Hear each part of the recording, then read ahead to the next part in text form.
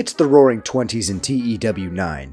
You haven't seen a local to global like this. Using the Effganic Genesis mod created by Rule, we have just inserted ourselves in a world dominated by the first established wrestling company in history, Don Loomis' Southern Pro Wrestling. Canonically, the cunning businessman Don Loomis became one of the wealthiest men in the southern United States and used these means to begin his next venture, an official company to hold and promote various combat sport events. Alongside Loomis is Frank Norris, prominent boxing booker who urged Loomis to combine all of the different combat sports into one, which would become known as professional wrestling. Thus, Southern Pro Wrestling, the first official wrestling company in the world, in this universe, was born. For nearly 5 years, Loomis and Norris would change the world of combat sports forever as the popularity and prominence of professional wrestling began to peek through the shadows as companies began to rise and more workers became available.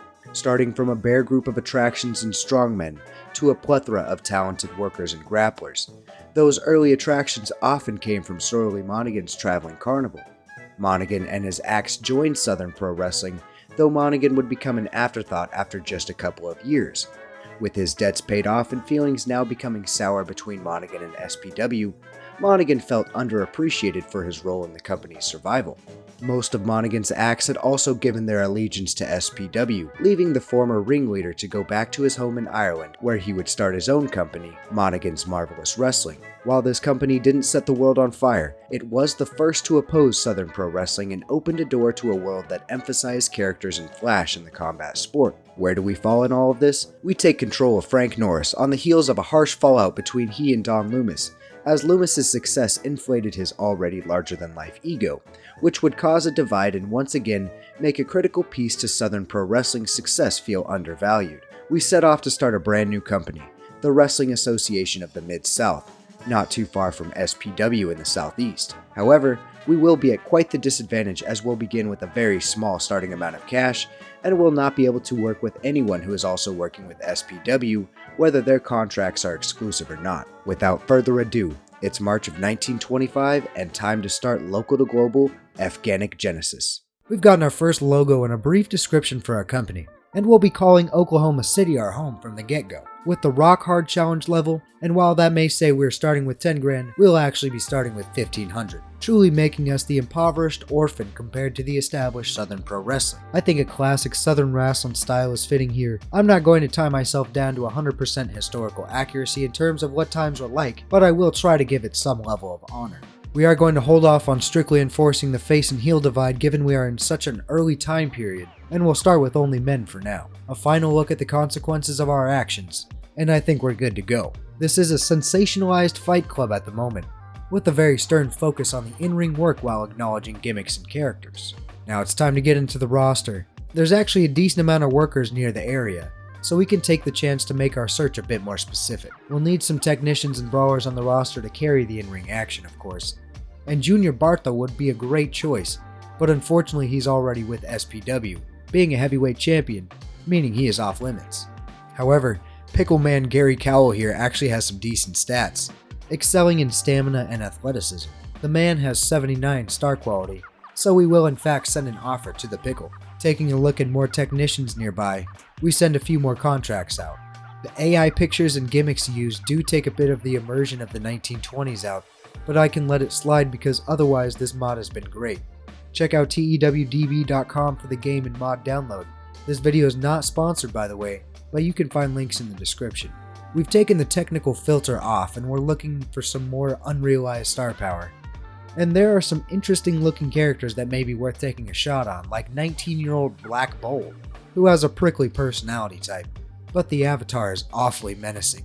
Now this guy, Bronson Fraley, looks like a beast in the making. High star power, a foundation for brawling, and already solid physical attributes. Fraley may just be a big part of the association. We were able to find a few more guys who had some popularity in the Mid-South like Jamari Meese, Albie Dewberry, and Raul Erickson. The options at Road Agent are incredibly thin, and I'm not even sure what we're going to do about a ref, considering there's still only one in the entire game, and he works for SPW. Not to mention, a longtime friend of Don Loomis likely isn't going to end up here in the Wham. In terms of events, we'll start very minimally, one show a month. This will allow us to slowly build some popularity for the brand and the wrestlers while keeping a level of modesty, as this is a very small production. The amazing grappling spectacle will be held the first Saturday of every month. And to get us started, I'm going to go with very cheap ticket prices to really see what kind of crowd we can bring in. I also don't want to spend too much of this series in the roaring 20s and pre-Great Depression era, so we will try to get out of there fairly quickly. A few days have passed and all of our contract offers were accepted, and we have our first roster. I didn't mention this before, but we will be doing our best to keep a weight division separated for the most part, as we split heavyweights with junior heavyweights at 220 pounds. But let's take a look at how the roster rounds out. Albie Dewberry is a solid technician who does have a bit of established popularity in the region. Benson Sandy has a great brawling stats and great star power as well. He may be a force in the heavyweight division. Black Bull will be our heel gimmick character. He's only 19, and that avatar is just too good to pass up on. Bronson Fraley has exceptional physical tools to be a superstar for the association. He may just be the first one to receive an exclusive contract from us. Corey Edmonds did not get signed to be a wrestler necessarily, but if we can find another road agent, he may find some work in the ring, but for now, he'll play that backstage role primarily. Gary Cowell, Pickle Man. I am very interested to see where this guy goes. Jamari Meese will be a solid fixture for us in the heavyweight division as well, and Kelvin Gabart is another star in the making, as he has got some exceptional physical traits. Neil Allman is another big dude who will be an imposing figure on the roster, and he's also got some of the best performance stats as well. Raul Erickson would be considered the giant of the show, standing 6'7" and weighing over 300 pounds. We're calling back to Monaghan's traveling circus with this one. Super Demon is another young competitor who has some solid physical tools but has yet to earn any popularity or respect in the industry. Yuvraj Tunnel is probably the most 1920s looking guy we've got on the roster, and that may just end up benefiting the Michigan native despite being someone who would excel as a comedy character.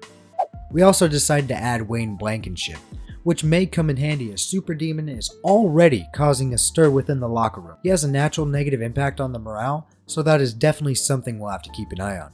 And it's actually kind of crazy that he's already causing problems before our show has even started. Just a few things to wrap up and we'll assign some working spots, and I guess I'm really going to roll with an awful referee situation until another gets generated. I decided to sign a wrestler with poor stats, change his picture and job, and hopefully he may just catch on, but this is definitely going to hurt us for a while, and it's going to be something that we'll have to deal with. With that being said, I think it's time to book the first show. Definitely not going to give anyone the night off on night one. We'll go ahead and just use the best option for our venue, which will be Denver, though now that I think about it, it would have been better to go with Oklahoma City. There's actually a solid amount of creative points generated for being on my own, and we can't even go to the first night without drama. Our road agent has got some serious heat backstage for his poor attitude. We haven't even booked a match yet, and there aren't exactly a ton of road agents to choose from, so I hope things can improve. However, he is about his money, so maybe a fine will get him to correct his behavior. Another issue. Okay, this time it's the Pickle Man and he's messing with the entire UI now. I don't like what's going on. Another fine is going to be issued and the guys seem pleased. Alright. Another issue. What is going on? A fight came from one of our better performers. We'll stay consistent and go with another fine, which seems to be okay. With everything that happened, we're still going to try to inspire everyone, as this is our first show after all, so hopefully we can end the show on a positive note. Boy, was I wrong.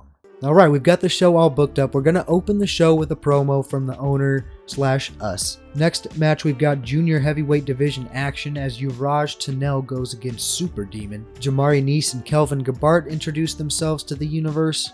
Neil Allman takes on Pickle Man in a one-on-one match. And then we catch up with Bronson Fraley before his main event match against Benson Sandy. Let's go. Oh man.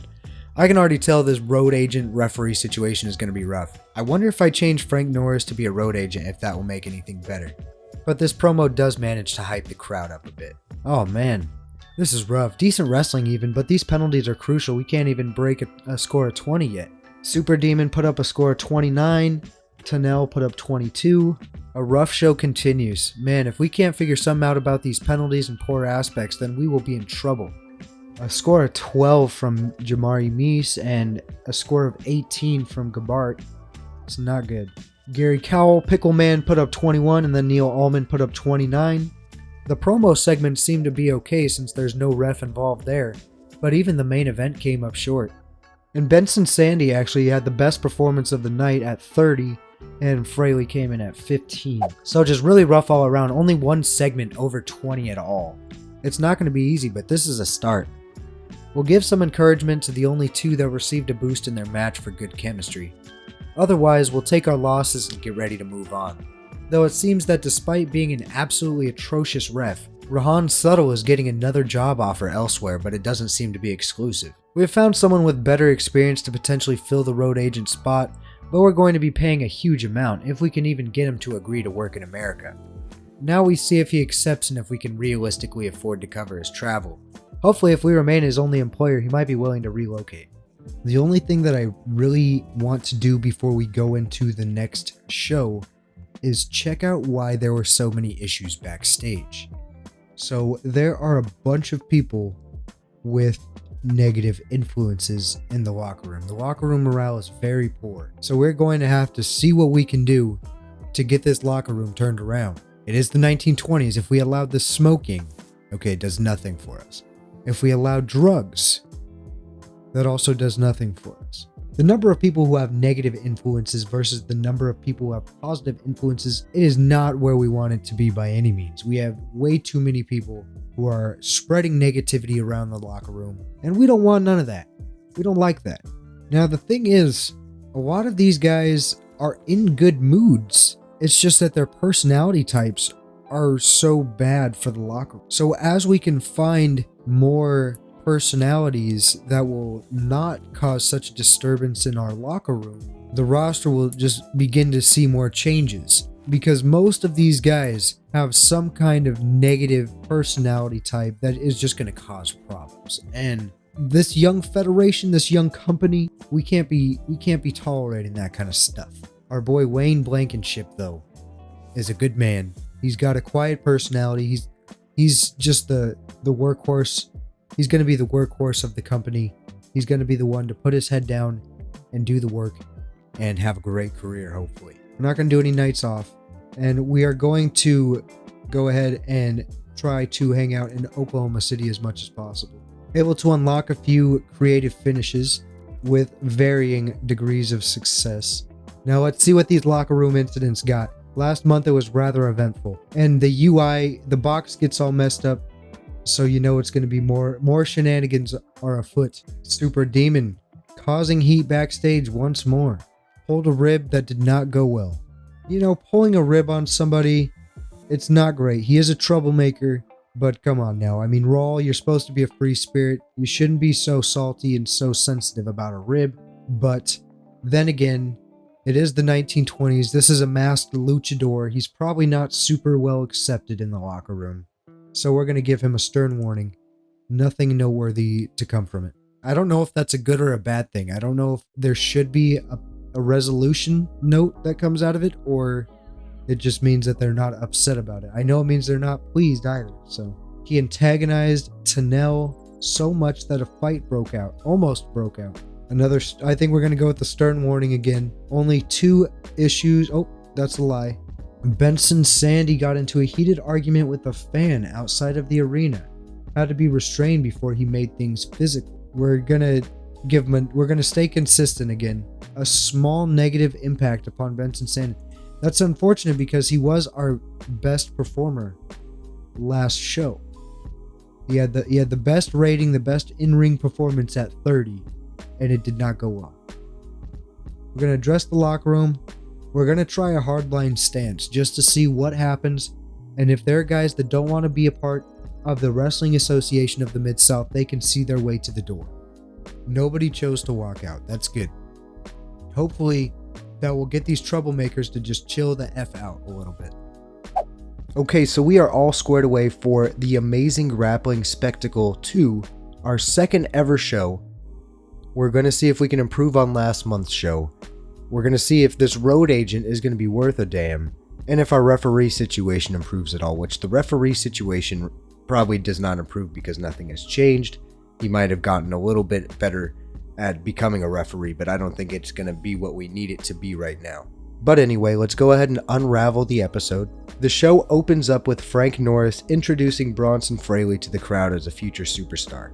Norris reminds everyone that he has an eye for talent and Fraley is head and shoulders the best wrestler in the South, so this is a big endorsement from the owner of the company. Now, Norrison's on-screen role is yet to be truly determined. However, given he is getting up there in age, he is over 65, which when you're on the heavier side of 65 in this game, the possibility of something detrimental to your health happening, the possibility of becoming unalive, becomes much higher. But it did work the crowd. They are hot and rising and ready to go for the show. Segment rating of 23. In a poor wild brawl, Black Bull defeated Yuvraj Tunnel in 5:52 by pinfall with a power body slam. Segment rating of 15. Not a good debut for Black Bull, however, it is a dominant one. And again, our road agent and our referee situation is in a bad way. The Black Bull did get a rating of very good on his gimmick, which is a good thing. We are going to need that gimmick. He is going to be our gimmick guy alongside Pickleman Gary Cowell, but let's move on. Next match, even worse than the one before, which is disappointing because these are better in-ring competitors. And a bout that had subpar wrestling, little heat, Neil Allman defeated Kelvin Gebhardt in 12:07. Now it says the bout dragged in the middle, which is unfortunate because 12 minutes really isn't that long, but these guys just don't have the psychology to sustain a match of that nature, and we were going with storytelling anyway. The match did get the crowd hotter. We are at a white hot crowd, so we're working the crowd a little bit, which is good. Neil Allman's getting better at his gimmick, and he had an in-ring performance of 21, where Gebhardt had an in-ring performance of 17. So not great numbers, not good numbers, not even okay numbers. But they are numbers, and we're going to try to raise those. In the next segment, Benson Sandia requests the microphone to make a public apology to the fans for his behavior earlier. This is playing off the incident that he had before the show, where he got into the scuffle or the near physical altercation with the fan. The crowd accepts his apology and begin to chant "goofball" as he makes his way to the back. They chant "goofball" because his gimmick is a goofball gimmick, so there we are with that one. It does get us a segment rating of 35, which is a little concerning. It's probably the best segment that we'll have for the night because it is the last segment that is not a match. And yep, our main event gets a rating of 13 as Albie Dewberry defeated Wayne Blankenship in 14:30 by submission. Match was designed so the wrestlers could go out and steal the show, however this of course did not happen. Wayne Blankenship had an in-ring performance of 15 and Dewberry had a performance of 22. Both had good responses to their gimmicks, which is a good thing. However, the bout dragged in the middle, which is not a good thing. Blankenship was off his game. However, these two do have great chemistry, which is something that we'd like to see. We're definitely going to try to utilize that as much as possible should we ever find a competent road agent and referee situation. But I've got faith that things will get better. It might not happen in the 20s and it may not even happen in the 30s, but we're going to get there, I'm sure of it. So all in all, the show did improve, but it is not where we need it to be. We need things to get better, and we need to have a match that can at least get a rating of like 20 or something. We're in front of 40 people here in Oklahoma City, and our popularity does increase, but the overall show rating is 16. We do need to get our storylines going, but we've got things in the works, but right now we're just holding some bouts, holding some fights to establish some kind of pecking order. Now we will address the locker room. Last week we addressed Pickleman and Neil Allman as they were the only ones that got any kind of positive for their match as they had good chemistry. So we are going to give the men who had the main event slot, we're going to give them some encouragement. Blankenship and Dewberry. All right, both guys seem pleased. Financial report, we lost quite a few $100s, but we made $120 in ticket sales, actually $8 in merchandise. I don't even know what kind of merchandise would be being made in the 1920s, but we end the show losing $400 from the night. We still got $491 left, and we're going to go into the red fairly soon. How long we stay there will be determined. Now that we've made it through a couple shows, let's go ahead and take a look at some of the other companies in the world. You can see us over there at number 6 at the insignificant. We should be the smallest, but for some reason, Sorley Monaghan's MMW is ranked behind us. They've got no world champion, despite its creation 3 years ago. They do have a national champion, which is held by Derek Folks, and then their tag team championships, because tag team wrestling is a thing. They've got Jaeger Jass and Neymar Stokes. Neymar Stokes is 25. he is a 25-year-old Irish male. We may have to change this picture for him. This is Sorely Monaghan's wrestling promotion that he started, that we mentioned earlier in the episode. And he's actually got a few of his original guys with him. Sir Anthony Henry works for MMW and SPW. Remember, SPW workers are not exclusive to SPW. I just cannot use SPW workers. So this is probably one of the OGs. He's ranked number 4 in the world. His popularity, he's got 25 popularity in the Southeast. He's a good worker. He's got a backstory of being a world champion. So Anthony Henry is one of the superstars in our wrestling world. Walter Danzig is also one of his big names. He's also got Friedrich Herzog, is another one of the originals in the story, who was there in 1920. Started out with about 17 workers available in the entire database, and he is one of them.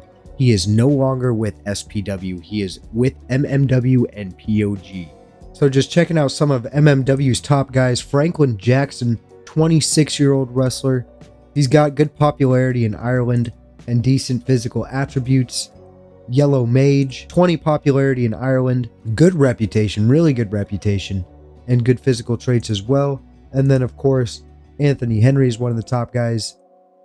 And JP Gray, also one of the ones who debuted in 1920. So this roster has got some of the more established guys in the wrestling universe at this point.